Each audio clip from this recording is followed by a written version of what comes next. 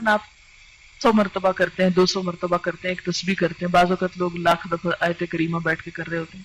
تو اب ہمیں تو نہیں پتا کہ اس لاکھ دفعہ سے اللہ تعالیٰ راضی ہوئے ہیں یا نہیں. ویسے اس نے جب کہا ہی نہیں، مانگا ہی نہیں لاکھ دفعہ، تو ہم نے اپنے پاس سے بنا لیے. نہیں، میرے خیال ہے 1.25 ہے، شاید میں غلطی کر رہی ہوں. پتہ نہیں 25 اور کس نے بڑھائے ہیں، کس نے اپنے ہاتھ میں قانون لے لیا. خیر، اب یہ ہے کہ ہم تو وہ کر ہی نہیں سکتے، تو ہم اللہ تعالیٰ سے یہ درخواست کرتے ہیں کہ یا رب، ہم اتنی تیری تعریف کرنا چاہتے ہیں کہ جس سے تیری رضامندی حاصل ہو جائے، تو خوش ہو جائے. سبحان اللہ وبحمدہ عدد خلقہ ورضا نفسہ وزنۃ عرشہ ومداد کلماتہ. سبحان اللہ، پاک ہے اللہ، یا پاکی اللہ کے لیے ہے.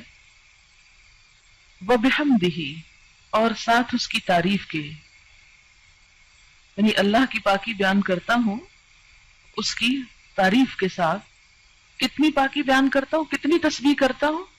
عدد، تعداد، گنتی، خلق ہی، اس کی مخلوق کی، یعنی جتنی اس کی مخلوق کی تعداد ہے اتنی دفعہ میں اللہ کی تسبیح کر رہا ہوں.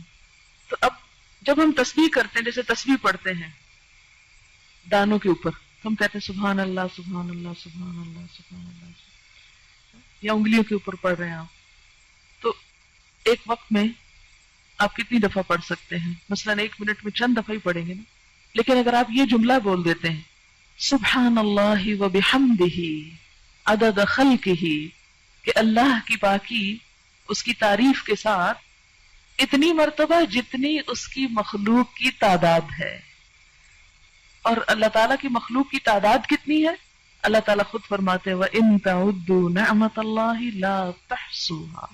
اگر تم اللہ کی نعمتوں کو گننے لگ جاؤ، تم ان کو گن نہیں سکتے، ان کا شمار نہیں کر سکتے. تو ہم تو گن ہی نہیں سکتے. اسی لیے کہتے ہیں نا کہ کما ينبغي لجلال وجهك، جیسی ہونی چاہیے، ہم تو کرنے کے قابل ہی نہیں ہیں، ہماری تو زبان اس اہل ہی نہیں ہے. اسی لیے عدد خلقہ ورضا نفسہ، رضا کہتے ہیں رضامندی کو، نفس ہی اس کے نفس، یعنی اللہ کی ذات کی رضا کے مطابق، یعنی اتنی تسبیح، اتنی حمد کہ جس سے وہ راضی ہو جائے. وزنۃ عرشہ، اور اس کے عرش کے وزن کے مطابق. وزنۃ عرشہ، اس کے عرش کا وزن کتنا ہے؟ ہمیں تو کچھ معلوم نہیں کہ اس کا عرش ہے کتنا. امام مالک نے کہا تھا نا کہ اس کے بارے میں سوال بدعت ہے، سوال بھی مت کرو کہ کیسا ہے وہ، ہمیں نہیں معلوم، بس اتنا پتا ہے کہ وہ ہے، کیسا ہے یہ نہیں معلوم. وَمِدَادَ كَلِمَاتِهِ، اور اس کے کلمات کی لکھنے میں جتنی سیاہی درکار ہے. مداد کلماتی، اچھا وہ کتنی درکار؟ سورۃ الکہف میں آپ پڑھیں گے اللہ تعالیٰ فرماتے ہیں کہ لو کان البحر مدادا لکلمات ربی لنفد البحر قبل ان ينفد کلمات ربی، کہ اگر یہ سارے سمندر سیاہی بن جائیں اور اس سے رب کی باتیں لکھی جانے لگے، اس سے پہلے کہ رب کی باتیں ختم ہو سمندر کی سیاہی ختم ہو جائے. ایک اور جگہ آتا ہے کہ 7 سمندر اور بھی آپ ڈال لیں اور اس کو سیاہی بنا لیں اور لکھنا شروع کر دیں، تو رب کی باتیں ختم نہیں ہو سکتی.